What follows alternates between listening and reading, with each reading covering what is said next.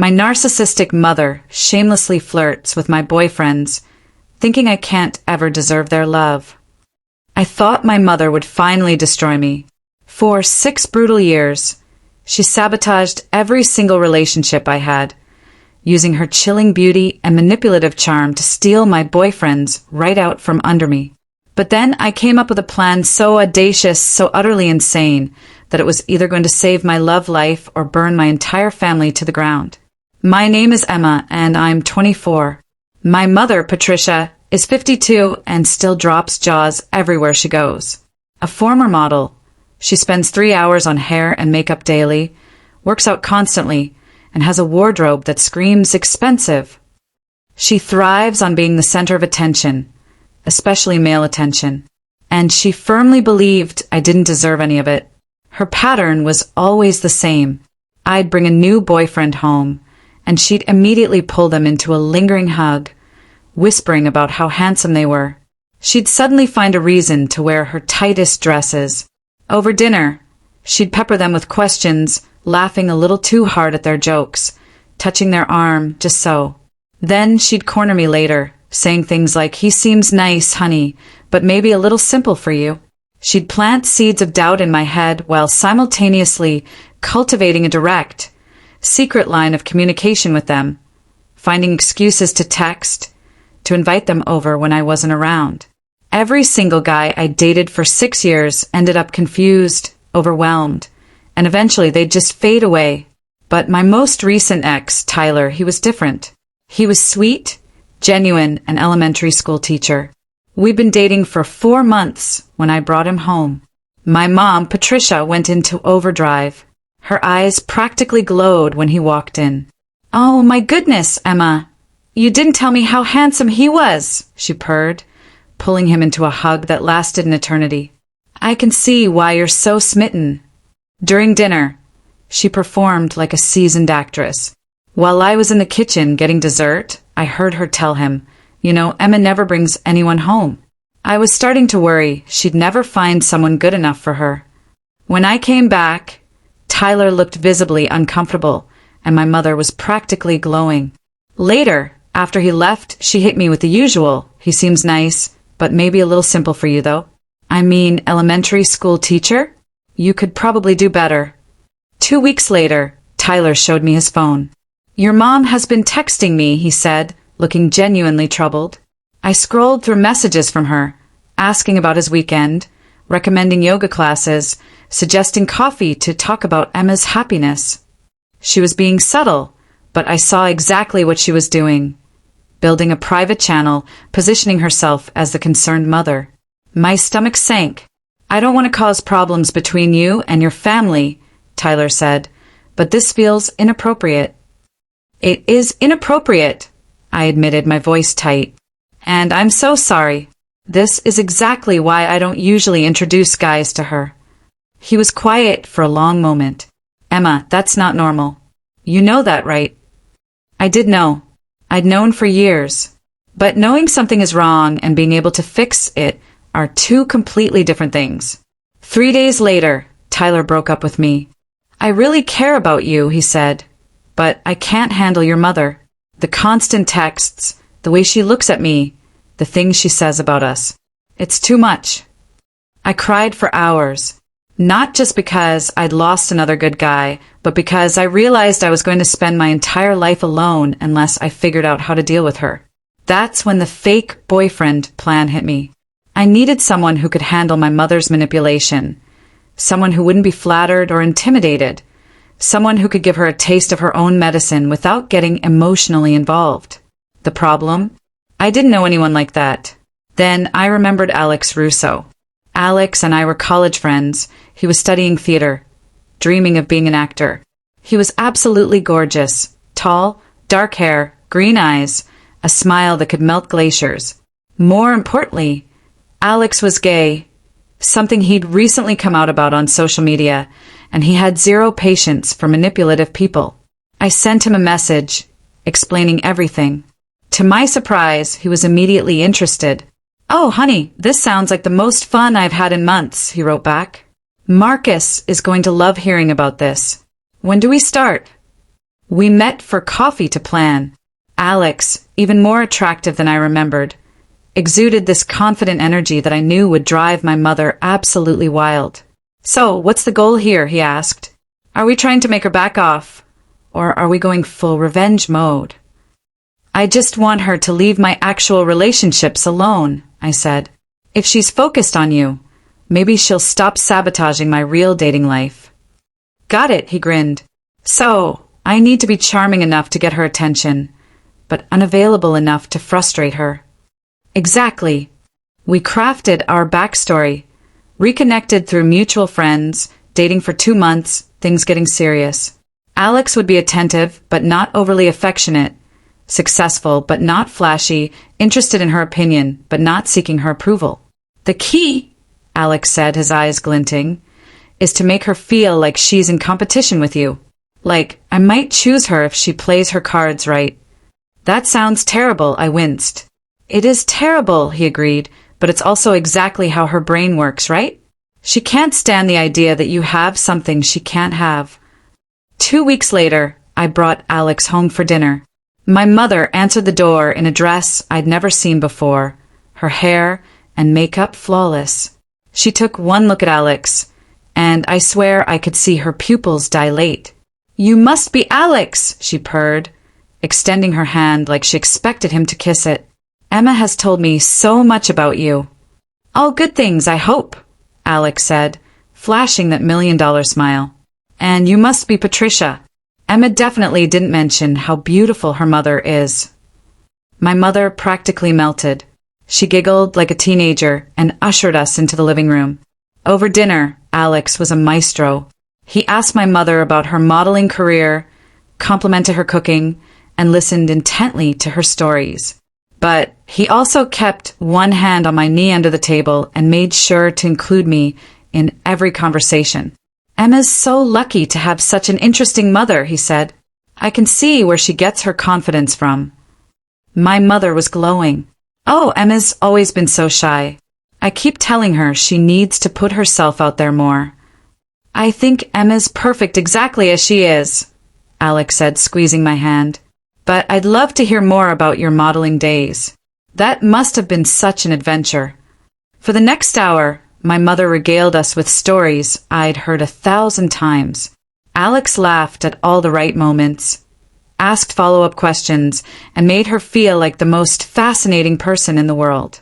Later, while I was loading the dishwasher, I heard them talking. Alex was asking about her workout routine and skincare, telling her she looked at least 10 years younger than her age. "Emma is so lucky to have someone who appreciates quality," my mother cooed. "I definitely appreciate quality," Alex replied, and I could hear the smile in his voice. When we left, my mother hugged Alex goodbye and told him he was welcome anytime. "She likes you," I said as we drove away. "Oh, she more than likes me," he chuckled. "Did you see her face when I complimented her dress? She's already planning our affair." "That's disgusting. That's your mother." Over the next few weeks, Alex's plan unfolded perfectly. My mother started texting him within days. Innocent messages at first, asking about work, sharing articles. Alex showed me everyone, carefully crafting responses to keep her interested, but never quite satisfied. He was friendly but not flirty, appreciative but not pursuing. Meanwhile, my mother started treating me differently.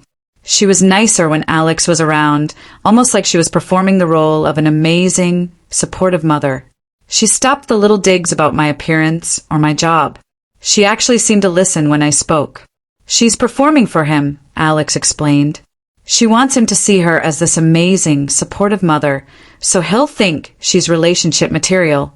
It was working so well that I almost forgot the whole thing was fake. Then my mother escalated. She started finding excuses to drop by my apartment when she knew Alex would be there. Groceries I hadn't asked for, claims of being in the neighborhood. Always dressed to the nines. Always with some small gift or treat for Alex. "Your mother brought me homemade cookies," Alex told me after one visit. She stayed for 2 hours, talking about how worried she is that you're not eating enough. "What did you tell her?" I asked. I told her I'm making sure you're well taken care of, he said, a smirk playing on his lips. That seemed to frustrate her. The breaking point came 6 weeks in. My mother called me on a Tuesday afternoon, crying. Emma, I need to tell you something. She sobbed into the phone. I think I'm falling in love with Alex. My stomach dropped. Mom, what are you talking about? I know it's wrong, she continued. I know he's your boyfriend, but I can't help how I feel. He's just so wonderful, and he really understands me in a way most men don't. Mom, you've known him for 6 weeks. Sometimes that's all it takes, she snapped, then softened. Look, I don't want to hurt you, but I think Alex might have feelings for me too. The way he looks at me, the things he says. I think he's just staying with you because he doesn't want to hurt your feelings. I was quiet for so long she asked if I was still there. I'm here, I said finally. Maybe we should all sit down and talk about this like adults, she continued, her voice gaining an almost giddy edge. I think if we're honest about our feelings, we can figure out what's best for everyone. That night, I called Alex, explaining what had happened. She wants to have a conversation about feelings, he said, and I swear he was glowing. Oh, this is perfect. Perfect, Alex. This is nightmare territory. She's completely lost her mind. No, this is exactly what we wanted. She's so obsessed with the idea of stealing your boyfriend that she's willing to blow up your relationship to get him. Now we can show her exactly how it feels. What do you mean? I asked, a chill running down my spine. Trust me, he said, his tone chillingly calm. Set up that conversation this weekend at your place. Tell her we'll all discuss the situation honestly. I didn't like the look in his eyes, but I was too deep into this mess to back out now. Saturday evening, my mother arrived at my apartment dressed like she was going to a red carpet event. Tight black dress, full makeup, perfect waves. She brought an expensive bottle of wine and a nervous energy that filled the room. Alex had arrived an hour earlier, and we'd spent the time going over his plan. I still wasn't sure, but I trusted him. Patricia, Alex said, standing to give her a hug. You look absolutely stunning. My mother practically purred. Thank you, Alex. You look pretty handsome yourself. We sat in the living room, the three of us forming an awkward triangle on my couch and chairs. My mother kept glancing between Alex and me, trying to read the room. So, she said finally, I think we all know why we're here. We do, Alex agreed, his voice surprisingly gentle. And I want you to know how much I appreciate your honesty, Patricia. It takes courage to admit your feelings. My mother's face lit up. I'm so glad you understand. I was worried you'd think I was terrible. Not at all.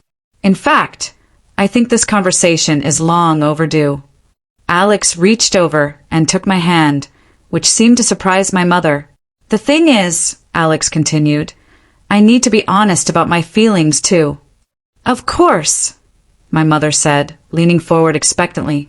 Patricia, you're an absolutely incredible woman. Beautiful, intelligent, sophisticated. Any man would be lucky to have your attention. My mother was practically glowing. But Alex paused, his grip tightening on my hand. I'm completely, utterly head over heels in love with Emma. My mother's face fell. More than that, Alex continued, his voice clear and calm. I'm gay. The silence in the room was deafening. My mother's mouth opened and closed like a fish. I'm sorry, what? She finally managed. I'm gay, Patricia. I have been my entire life. I have a boyfriend named Marcus, who I've been with for 3 years. Emma and I have been pretending to date because she was tired of you sabotaging her real relationships. My mother looked back and forth between us, her face cycling through confusion, embarrassment, and then pure rage. This is a joke, she spat. It's not a joke, Alex said gently. Emma asked me to help her because she was losing every good guy she met to your interference. She thought if you were focused on me, you might leave her actual dating life alone. You've been lying to me for 2 months, she shrieked. You've been lying to yourself for years, Alex replied, his voice still gentle but firm. Patricia, do you really think it's normal to compete with your own daughter for male attention? Do you really think it's healthy to sabotage her relationships because you can't handle not being the center of attention? My mother stood up abruptly. I don't have to listen to this. No, you don't, Alex agreed, his gaze steady. But maybe you should. She turned to me, and for the first time in years, I saw genuine hurt in her eyes. How could you do this to me? She whispered. She turned to me, and for the first time in years, I saw genuine hurt in her eyes. How could you do this to me? She whispered. How could I do this to you? I repeated, my own anger finally bubbling over. Mom, you've chased away every guy I've dated since I was 18. You flirt with them. You text them behind my back. You make them feel guilty for being with me instead of giving you attention. You've sabotaged 6 years of my dating life. I never sabotaged anything. If those boys couldn't handle a little friendly attention from your mother, then they weren't good enough for you anyway. Friendly attention? Alex laughed, a short, sharp sound. Patricia, you asked me to meet you for coffee 3 times. You sent me shirtless photos from your yoga class. You told me you thought Emma and I were settling for each other. My mother's face went white. I never sent you shirtless photos. Alex pulled out his phone and showed her the messages. Indeed, she had sent him several photos from her yoga sessions, in sports bras and tight leggings, with captions like, "Exercise keeps me young." Those weren't shirtless, she protested weakly. Patricia, Alex said gently, his voice full of pity. You're a beautiful woman, but you're also old enough to be my mother. This behavior isn't flattering. It's sad. That's when she completely lost it. She started screaming about how we'd humiliated her, how we'd made her look like a fool, how she'd never forgive either of us. She grabbed the wine bottle she'd brought and threw it against the wall, wine splattering everywhere. She called me an ungrateful daughter and Alex a pervert for leading her on. I'm leaving, she shrieked dramatically. And don't expect me to speak to you again anytime soon, Emma. Maybe when you grow up and learn how to treat your mother with respect. She stormed out, slamming the door so hard my neighbor's dog started barking. Alex and I sat in stunned silence for several minutes. That, he finally said, looking at the wine stain, went better than expected. Better? She threw a bottle at my wall. But she's not going to bother your next boyfriend, Alex grinned. Trust me, she's way too embarrassed to pull her usual routine after this. Alex was right, but not in the way either of us expected. For the next 3 weeks, my mother didn't contact me at all. No calls, no texts, no surprise visits. It was the longest we'd gone without speaking since I'd moved out. I was starting to think maybe I'd finally gotten through to her, that the shock of being called out so publicly had made her realize how inappropriate her behavior had been. Then I got a call from my Aunt Linda, my mother's sister. Emma, honey, I need to tell you something about your mother, she said. She's been staying with me since your fight, and she's been telling everyone a very different version of what happened. My blood ran cold. What do you mean? According to Patricia, Linda explained, you brought home a gay man and pretended he was your boyfriend because you were jealous of the attention he was giving her. She's saying you orchestrated this whole thing to humiliate her because you can't stand that men find her attractive. That's not what happened. I know that, honey. But she's been calling everyone in the family, all her friends, even some people at your work. She's painting herself as the victim of some cruel prank you pulled because you're jealous and immature. I felt sick. This was exactly the kind of thing my mother would do when she couldn't control the narrative through manipulation. She'd rewrite history entirely. There's more, Linda continued. She's been posting about it on Facebook. Nothing that names you directly, but anyone who knows your family will be able to figure out what she's talking about. Posts about how hard it is when your own children turn against you. How some daughters can't handle their mothers being attractive. I spent the rest of the day fielding calls and messages from relatives. Some believed me, but others seemed to think there had to be some truth to my mother's version. The worst part was seeing how she'd twisted everything on social media. Cryptic messages about family betrayal, articles about narcissistic children who abuse their parents, and dozens of supportive comments from people who had no idea what had really happened. "She's doing exactly what she did to your boyfriends," Alex pointed out when I called him in tears. "She's controlling the narrative to make herself look like the victim." "I can't fight this," I said, utterly defeated. "She's too good at this game." "Maybe you don't have to fight it." "What do you mean?" "I mean, maybe it's time to let her win this round. She wants to play the victim? Let her. But that means she also has to live with the consequences of what she's claiming happened." I didn't understand what Alex meant until the next day when I got a call from my cousin Rachel. "Emma, I've been thinking about what your mom told everyone," she said. "And I have to ask you something. If Alex really was just a friend helping you out, why would your mother have been flirting with him in the first place?" "What do you mean?" "I mean, according to her story, she was just being friendly to your boyfriend, and you got jealous and decided to humiliate her. But if Alex is gay and you knew that, why would she have any reason to feel embarrassed about being friendly to him?" I could practically hear the wheels turning in Rachel's head. "The only way her story makes sense," Rachel continued, "is if she was doing something inappropriate that made the revelation embarrassing. Otherwise, finding out your daughter's boyfriend is gay would just be funny, not humiliating." Other family members started asking the same questions. The more people thought about my mother's version of events, the less sense it made. Why would I go through such an elaborate plan just to embarrass her if she'd done nothing wrong? Why would she be so upset about being tricked if her interactions with Alex had been completely innocent? Why was she staying with Linda instead of just laughing off a harmless prank? Within a week, the family narrative started shifting. People began asking my mother directly what she'd said and done that made Alex's revelation so embarrassing. She couldn't explain it without admitting to inappropriate behavior. Meanwhile, I started dating again. His name was James, a lawyer I'd met through a friend at work. I was completely honest with him about my family situation from the beginning, and to my surprise, he found the whole story more amusing than concerning. "So, your mother has been sabotaging your relationships, and you get a gay actor to pretend to be your boyfriend to teach her a lesson," he said over our third dinner date. "That's either the most brilliant thing I've ever heard or the most insane." "Probably both." "I like it," he grinned. "It shows creativity and problem-solving skills."